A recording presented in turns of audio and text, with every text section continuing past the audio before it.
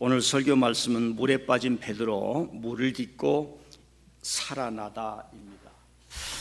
예배를 드린다는 것은 성경적으로 신학적으로 우리가 하나님 앞에 와서 하나님을 대면하는 그런 의미가 있습니다. 그래서 여러분 속에 기대감이 일어나고 하나님을 만나는 뭔가 어떤 상상력, 기쁨, 영적인 신뢰한 것을 또 대면하는 그런 마음들이 여러분 속에서 일어날 수 있기를 바랍니다.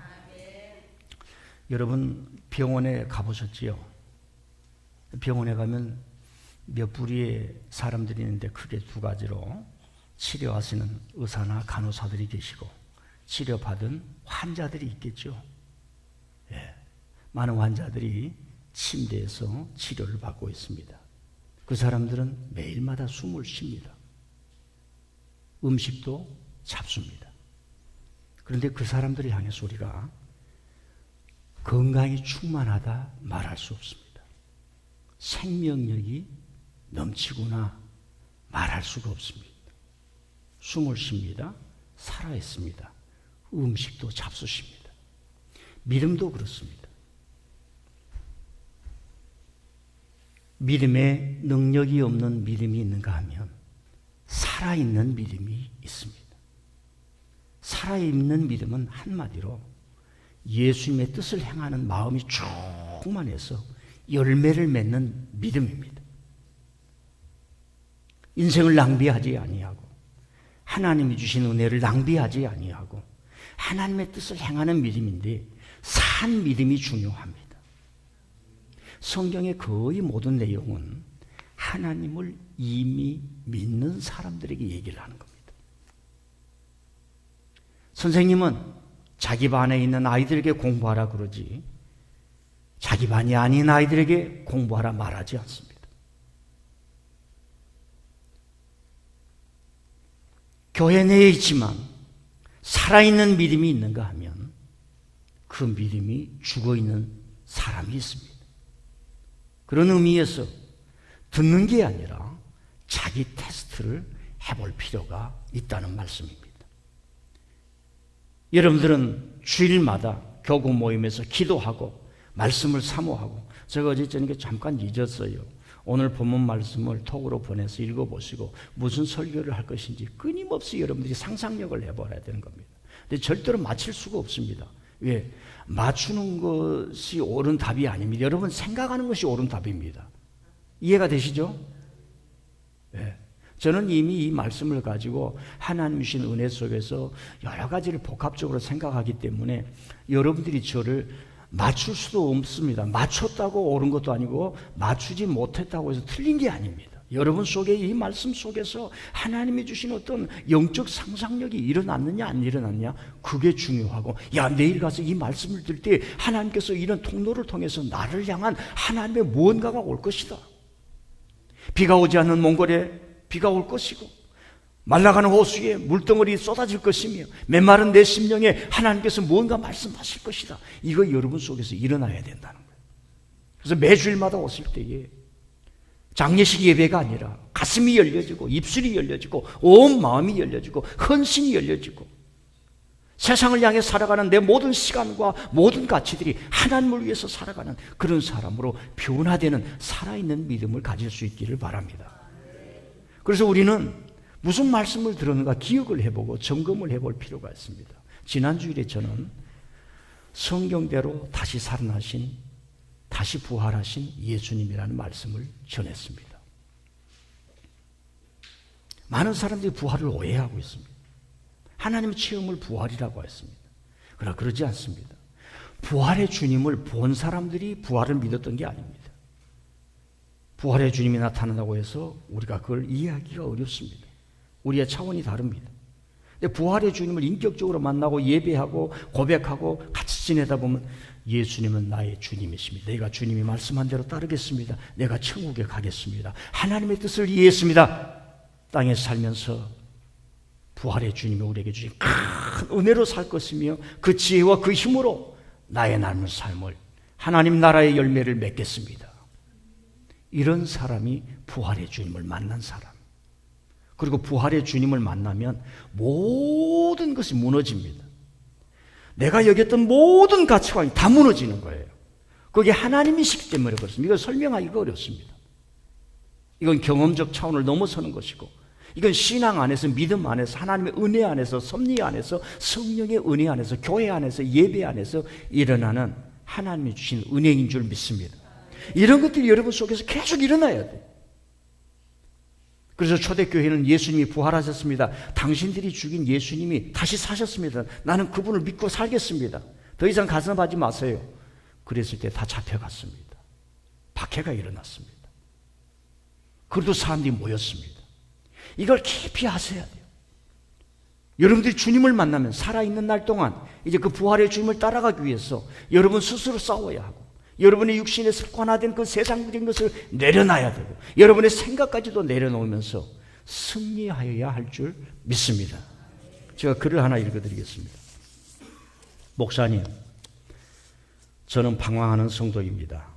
교회를 가도 만족이 없고 내 신앙의 밑바닥에 구멍이 났는지 그 뜨거워졌던 신앙은 없어졌습니다. 어느 날 곰곰이 생각해 봤습니다. 그러면서 깨닫는 바는 제가 40대인데 목사님들의 설교가 제가 어렸을 적부터 들었던 내용이 지금까지 동일한 내용처럼 느껴집니다. 조심스럽지만 목사님들의 설교가 깊이가 없는 걸까요? 아니면 제가 나이가 들어서 바라고 기대하는 것이 더 커져서일까요? 제 마음속 깊이에서 끌어오는 무언가가 있다는 것도 어느 날 깨닫게 되었는데, 목사님들께서 자꾸 성경을 얘기하신다고 하는데 오늘 우리 같은 보통 사람들이나 연약한 자들에게 가하는 불의한 악에 대해서는 회피하면서 성경적이라는데 저로서는 늘 마음이 불편합니다. 이런 내용이에요. 제가 다 읽을 수는 없습니다. 공감하는 부분도 있을 것이고 그렇지 않은 부분도 있을 것입니다. 자, 오늘부터 다시 믿음 시리즈로 들어갑니다. 잊으셨겠지만 제가 믿음 시리즈 3번을 했습니다. 첫 번째는 믿음이 중요하다. 올해 들어와서 도대체 믿음이 무언가? 구슬이 서말이라도 깨어야 보배라고 했는데, 이전 여러 가지 믿음에 대한 얘기를 들려주고 여러분들에게 체계적으로 잠깐 알려줌으로 우리 민들레 교회 온 성도들은 믿음을 체계화시켜야 되겠구나. 믿음은 살아있는 믿음, 무슨 정의 개념, 글자 개념이 아니라 살아계신 예수님을 믿음으로 말미암아 그 믿는 자에게 여러분 속에서, 우리 교회에서, 우리 사회에서 뭔가 하나님의 뜻이 일어나게 하는 것이 믿음인데, 이 믿음을 좀 더 확실하게 가르쳐야 되겠구나 해서 첫 번째, 말씀을 믿는 믿음을 얘기했습니다. 요한복음 20장 한번 28절 올려주세요. 읽어보겠습니다. 시작. 도마가 대답하여 이르되 나의 주님이시여 나의 하나님이시이다. 예수님께서 이르시되 너는 나를 본 거로 믿느냐? 보지 못하고 믿는 자들은 복되도다 하시다. 믿음의 첫 번째 시리즈, 말씀을 믿으라. 보지 않고 믿는 복된 믿음. 저 장면은 도마가 부활하신 예수님을 만난 장면입니다. 성경은 도마가 부활하신 예수님을 만난 장면을 얘기하지만 성경적인 말씀은 초대교회의 말씀이에요. 초대교회 교인들이 박해가 있었습니다. 우리가 이렇게 예배드리고 있는데 일제 순사가 잡혀갑니다. 독재시대 때 검사들과 경찰들이 와서 잡혀갑니다. 그때 우리는 뭘 해야 돼요? 고난이 있습니다. 그리고 강력한 성령의 역사가 일어납니다. 귀신도 물러가고 안진뱅이가 일어나면서 성령의 환상에 쏠릴 수가 있습니다. 그럴 때 초대교회 베드로라든가 이런 엘리트들이 말씀을 믿어야 된다 이 말입니다. 눈에 보이는 걸 따라가지 말고 하나님의 말씀을 믿어야 된다. 여기까지는 동의가 되시죠. 근데 우리는 말씀에 부딪혀보는 경험, 성경 공부, 속으로 집에서 성경 읽기를 이미 하지 않고 있지 않습니까? 그 말씀이에요. 보지 않고 믿는 믿음을 갖기 위해서는 말씀을 믿어야 되는 줄 믿습니다. 눈을 감고 믿으라는 얘기가 아닙니다. 하나님의 말씀으로 들어가라. 그래서 교회에서는 하나님의 말씀을 듣는 겁니다. 그런데 이 하나님의 말씀이 여러 차원이 있다는 겁니다. 자, 두 번째로는 제가 여러분들에게 말씀을 했던 것은 예수님을 믿습니다. 예수님을 믿습니다. 기적이 아니고 환상이 아니고 내 주위에 일어난 것이 아니고 그 어떤 것도 아니고 첫 번째 그 중심이 뭐냐? 예수님, 예수님이라는 인격을 믿습니다. 올려주세요. 마태복음 16장 시작. 시몬 베드로가 대답하여 이르되 주는 그리스도시요 살아계신 하나님의 아들이시니이다. 예수님께서 대답하여 이르시되 바요나 시몬아 내가 복이 있도다. 이를 내게 알게 한 이는 혈육이 아니요 하늘에 계신 내 아버지시니라. 뭐 여러 가지 상황이 있습니다. 저 장면은 예수님이 거의 마지막 사역 때입니다. 빌립보 가이사라 빌립보 지방에서 야 사람이 나를 누구라 하느냐, 너는 나를 누구라 하느냐. 어떤 사람은 나를 참 잘해주기 때문에 그 사람의 친구가 될 수 있고 형님 형님 할 수 있고 선생님 선생님 할 수가 있습니다. 그 교회 갔는데 참 친절하고 좋아서 마음이 푸근해서 그 교회에 오래 다니고 싶은 마음이 있을 수가 있습니다. 나쁜 건 아닙니다. 그런데요, 사람이 오래 지나다 보면 내가 초기에 줬던 사랑을 계속 줄 수 없는 상황도 생깁니다. 이제 너 스스로 서봐라 할 때가 있습니다. 그런데도 아닙니다. 선생님, 저는 선생님이 좋습니다. 선생님 자신이 좋습니다. 선생님이 좋을 뿐입니다. 선생님 앞에 있으면 지식의 상상력이 생깁니다. 선생님 앞에 서면 내 앞길이 보이는 것 같습니다. 주님이 교회를 사랑하라 했기 때문에, 주님이 이 교회에 나를 보내주셨기 때문에 내가 이 교회를 헌신합니다. 주님이 이 교회 가서 헌신하라 했기 때문에 저는 이 교회가 좋습니다. 그 본질을 알아요. 예수님이 그럽니다. 사람이 나를 누구라 하느냐. 주는 그리스도시요 살아계신 하나님의 아들입니다. 다른 사람들은 와서 예수님, 어이 라바이 표적 좀 보여주세요. 큰 기적을 한번 행해보세요. 그러면 제가 믿겠습니다 그랬어요. 그 사람들한테 나는 요나의 표적밖에 없다 그랬습니다. 요나는 죽음을 의미해요. 물고기 뱃속에서 죽음. 나는 죽는 것을 너희에게 보여줄 것밖에 없다 그랬습니다. 제가 1991년도 미국에 갔는데 자동차가 고장이 나서 자동차를 고치러 갔는데 거기 어떤 손님이 와가지고 그 주인하고 잘 아는 이런저런 얘기를 하다가 내가 유학을 와서 신학교에서 지금 애틀란타에서 공부를 하고 있다니까, 목사님 제가 큰 궁금증이 있는데요, 이것만 해결되면 제가 교회를 잘 나가겠는데요. 그러면서 아주 무슨 그 궁금증을 저한테 얘기를 했어요. 아니 그건 기억이 없는데. 그래서 제가 30분을 앉혀놓고, 그때가 32살이가 되니까 얼마나 또 창창합니까? 눈에 뱅기 없을 때 아닙니까? 앉혀놓고 얘기를 했어요. 얘기를 다 뭐 그래요? 그리고 끝나더라고요. 여러분, 자기가 소망하는 욕망이 해결된다고 믿음으로 돌아선 게 아니에요.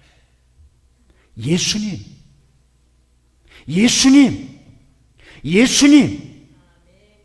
요즘 왜 결혼이 어렵습니까? 다 재산 보고 스펙 보니까, 끼리끼리 모이니까 3년 살다가 어려워져서 하는 걸 우리가 보지 않습니까? 그 인격을 보지 못하는 거예요. 그 사람을 보아야 돼요. 예수님을 믿습니다. 믿음은 뭐냐? 예수님을 믿는 거예요. 지난주에 제 고향 교회 보여드렸죠.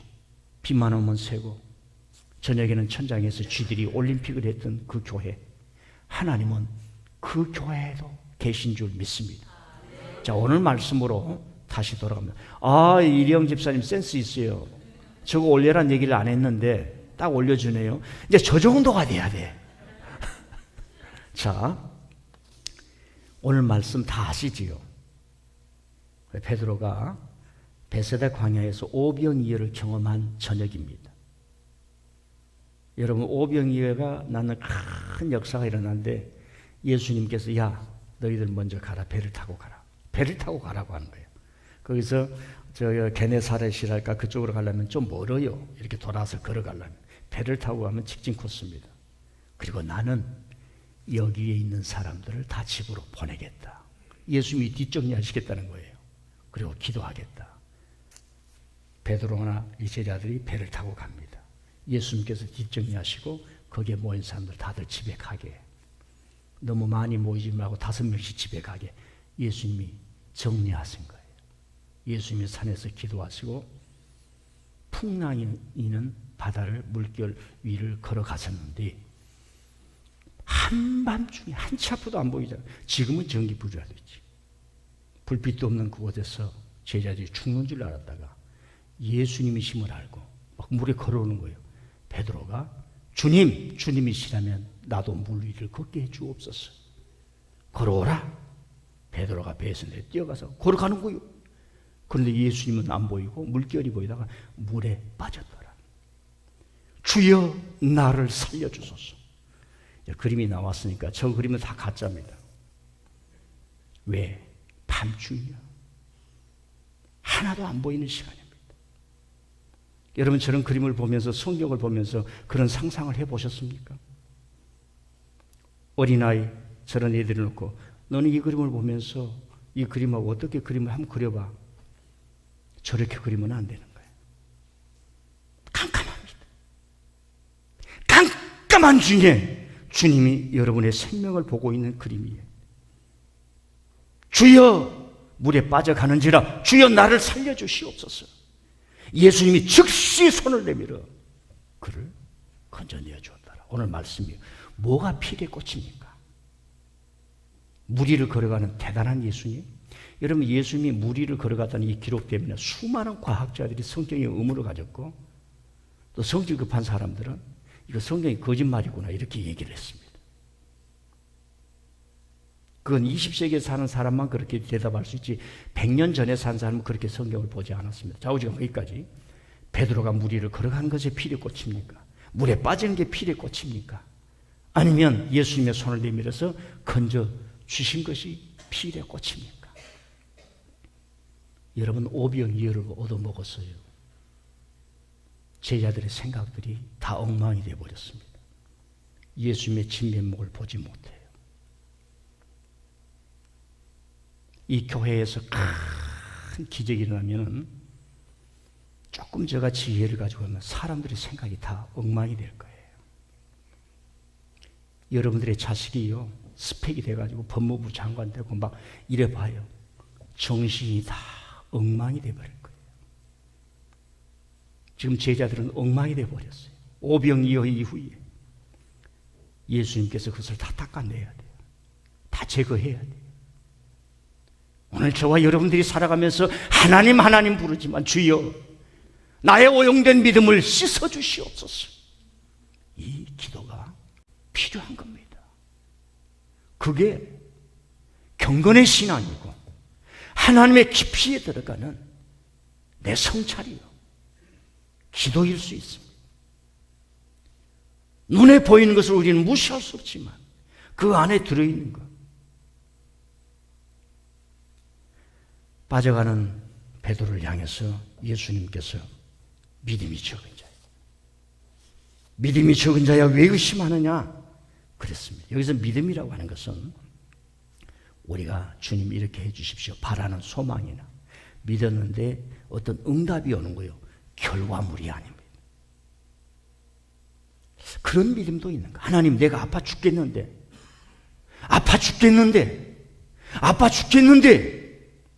고쳐주십시오. 고쳐주는 믿음이 아니란 얘기입니다. 의사가 약을 줍니다. 치료해 줍니다. 집에 가셔서 절대로 내가 치료한 약 외에는 잡수지 마시고 이런 음식 삼가하고 이렇게 하십시오. 한 달 후에 왔습니다. 하지 말란 것만 하고 왔어요. 그럴 수 있습니까? 없습니까? 자, 베드로에게 말합니다. 믿음이 적은 자여 왜 의심하느냐? 믿음이 적다.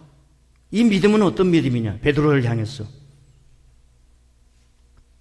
너는 죽어도 나를 살고 죽어도 나와 죽고 살아도 나와 살 수 있는 그 믿음이 적도다 이거예요.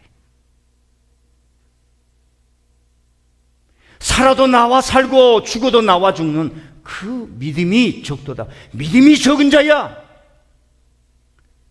이 말씀을 주고 있습니다. 두 번째로는 제가 우리 교우들에게 이 말씀을 전하면서 여러 번 얘기를 했죠.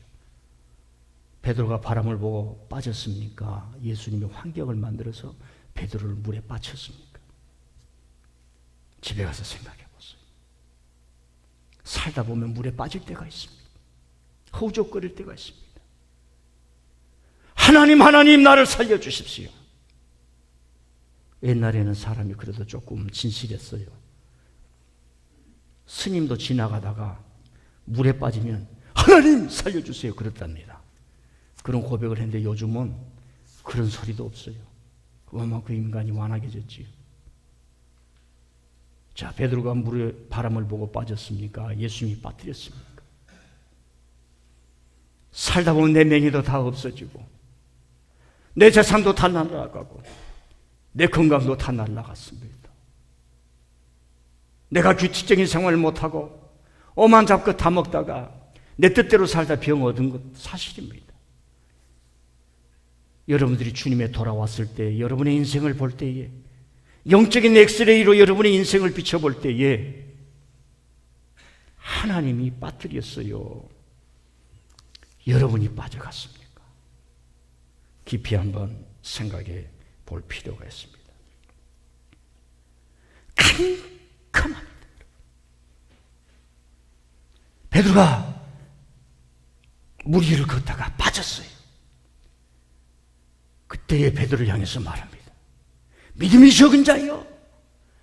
여러분, 이 말은 베드로의 심장을 쪼개는 말씀입니다. 베드로의 돌 같은 심령이 깨지는 심령이에요. 아주 죽이는 말씀입니다. 제가 여러분들에게 혹시라도 믿음이 그것밖에 안 됩니까? 이 말 듣고 싶지 않지요. 그러면 여러분 어떻게 반응하겠습니까? 저는 잊을 수 없는 말이 있어요. 제가 미국에서 목회를 할 때에 얼마 되지 않아요. 23년 정도. 그분은 성공을 해서 미국에서 큰 가스스테이션에 주유소를 했어요. 주유소. 미국의 주유소는 기름만 판 게 아니라 여러 가지 편의점까지 같이 하게 됩니다. 한국에 그런 것들이 그대로 수입해서 이렇게 하고 있지요. 여자 집사님이신데 교회를 안 나오신 거예요. 겨우 한 달에 한 번. 나와도 그렇게. 이민 생활에서 다 이해를 하지만 그 한 시간을 못 내는 거예요. 그래서 제가 그러면 낮에 남편하고 교대할 때 성경 공부라도 나오시라고. 믿음이 그렇게 해가지고 되겠냐고. 아주 부드럽게. 제가 부드럽게 생겼죠? 얘기를 했는데 자기한테 믿음 없다고. 자기는 믿음이 큰 줄로 알아요. 선생님이 학생을 평가할 수 있듯이 목사는 여러분의 마음은 몰라요. 통계로 주일 몇 번 나왔는지, 성경 공부 얼마나 하는지, 새벽 기도 얼마나 나오는지, 헌신 얼마나 하는지, 교회 활동에 얼마나 참여하는지 데이터로, 은행이 여러분에게 크레딧을 주듯이 믿음도 데이터로 다 알 수 있는 겁니다. 한번 따라 합시다. 열심 내자. 열심 내자. 열심을 품고 주를 섬기라고 그랬습니다. 여러분, 그분이요, 좀 안타까웠어요. 이럴 때 좀 넉넉할 때 다른 사람처럼 성공해서 사는데 열심을 내지. 그 후에 한국에 나왔다가 몇 년 후에 갔었죠. 제가 나올 때 그분이 암이 걸렸어요. 세상을 떠났다 그러더라고요. 기회가 있을 때, 시간이 있을 때 하나님 앞에 할 수 있고, 믿음이 적은 자여 주여 올소이다. 내 믿음이 적나이다. 내 손을 붙들고 나를 구원해 주셔서 주님의 반열에 세워주시옵소서. 도전하는 마음이 있었으면 얼마나 좋았을까요? 자, 두 가지를 질문합니다. 왜 베드로는 무모하게 물 위를 걸어가게 해달라고 했던가? 캄캄합니다. 주님이 오십니다. 풍랑입니다. 요한, 도마, 게바, 야, 배 잡아, 노저, 주님 오신다. 주님 요리 오십시오 해야 되는데 베드로는 그게 안 보이는 거예요. 주님이 보이는 거예요. 주님, 나도 물 위를 걷게 해 주시옵소서. 이게 말이 됩니까? 말이 돼요? 여러분, 이게 베드로입니다. 이게 베드로예요. 어느 순간부터 나의 목표, 나의 신앙은 예수님을 닮아가는 것이다. 물 위를 걷는 것을 처음 봤어요. 내 추구할 것은 예수님을 닮는 것이다. 사도들이 외쳤던 목표가 그것이 아니지 않습니까? 사도행전에 나옵니다. 주님, 저로 하여금 문을 걷게 해주시옵소서. 인생은 때로는 질 때가 있어야 되는 거예요. 어느 날 아들이 말입니다.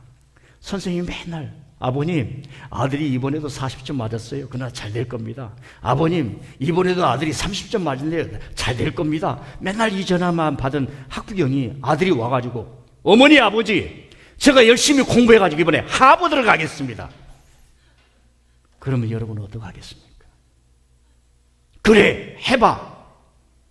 그러면 그 아이는 하버드는 못 가더라도 해버드는 갈 수가 있습니다. 우리 이정호 집사님이 나온 학교 해버드.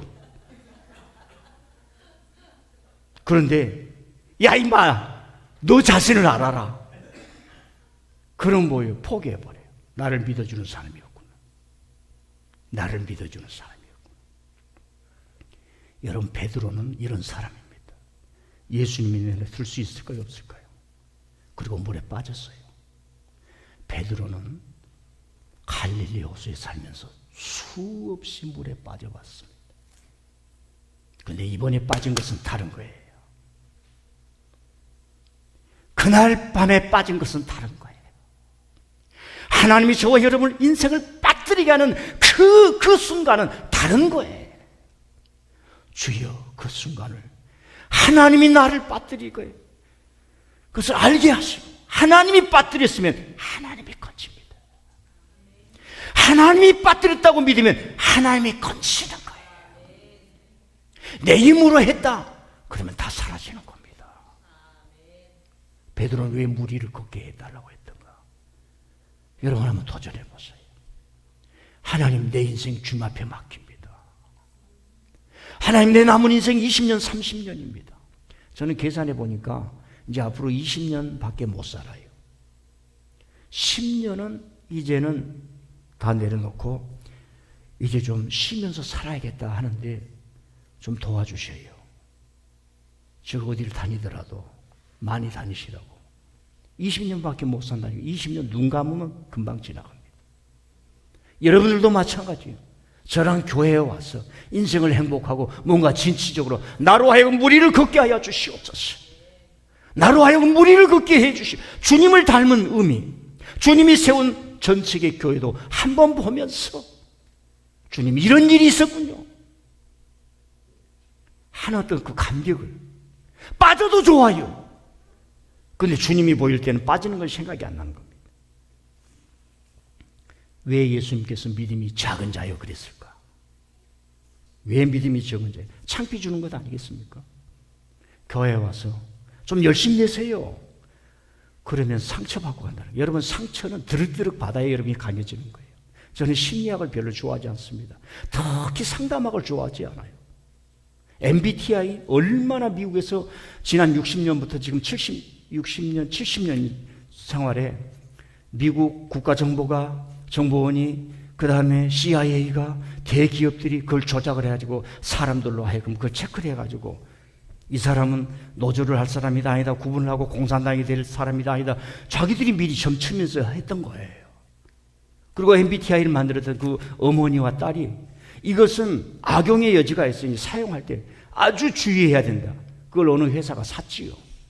그래서 대한민국의 모든 대학에서 그걸 가지고 사람을 체크한다고. 여러분, 사람의 심리는 절대로 체크될 수가 없습니다. 여러분대로 사시길 바랍니다.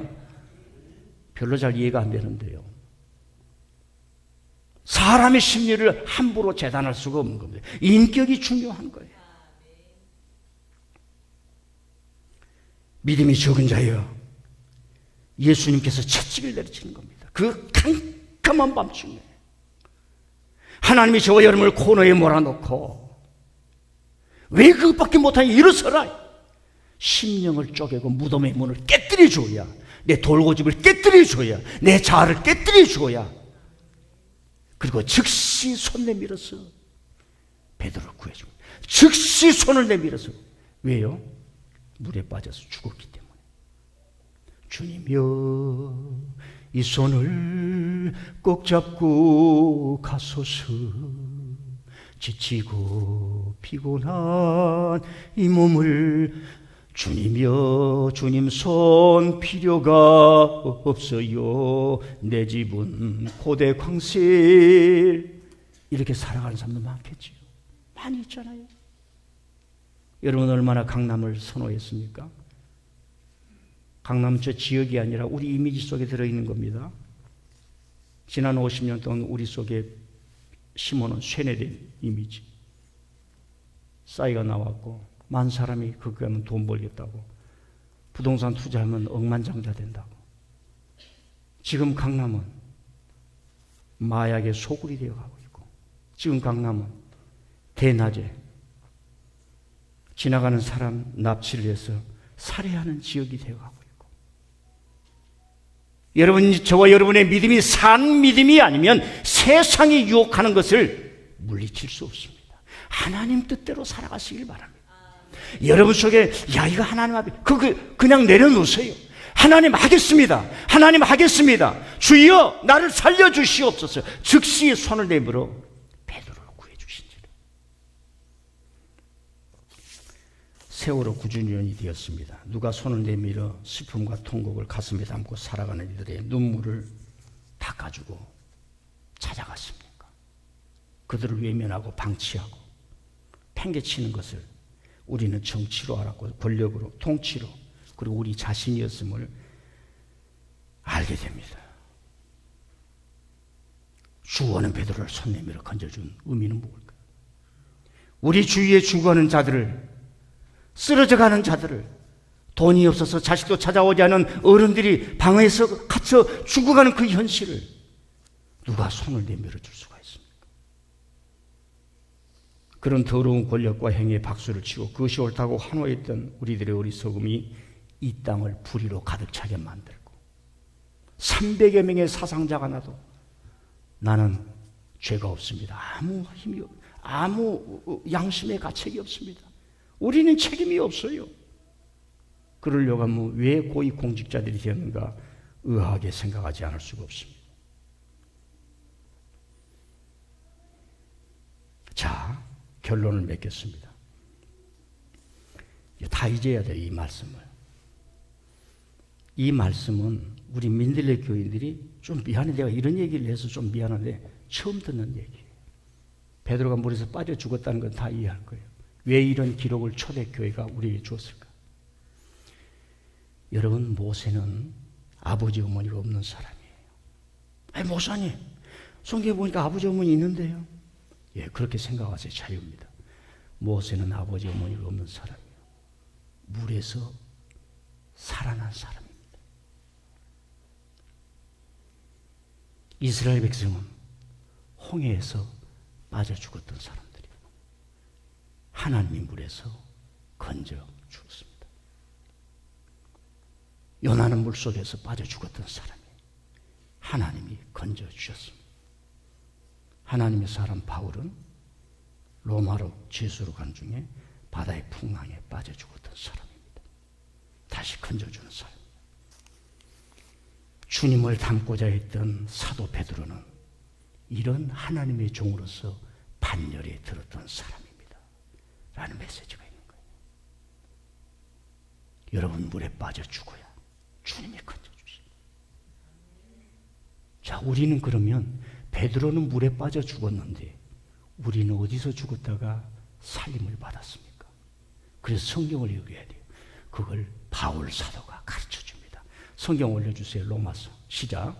그러므로 우리가 그 주의 죽으심과 합하여 세례를 받음으로 그와 함께 장사되었나니 이는 아버지의 영광으로 말미암아 그리스도를 죽은 자 가운데서 살리심과 같이 우리도 또한 새 생명 가운데서 행하게 하려 함이라.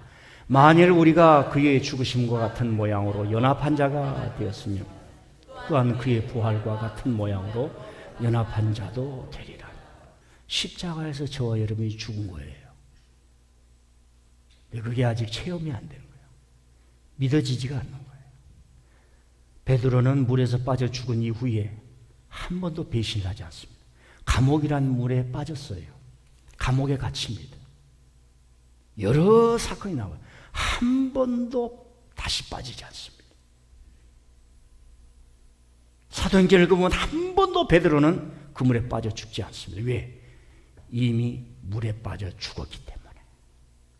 여러분이 진정한 신앙을 만난다면, 살아계신 주님, 부활의 주님이 여러분의 손을 붙들고 살리면 여러분의 어느 삶, 생명, 무수한 고난이 있다 할지라도 죽지 않습니다. 죽어서도 안 됩니다. 그 믿음이 살아있어야 합니다. 물에 빠진 베드로 물을 딛고 일어서다 주님의 손을 붙들고 일어섭니다. 그런 은혜가 있기를 바랍니다. 기도합니다. 하나님.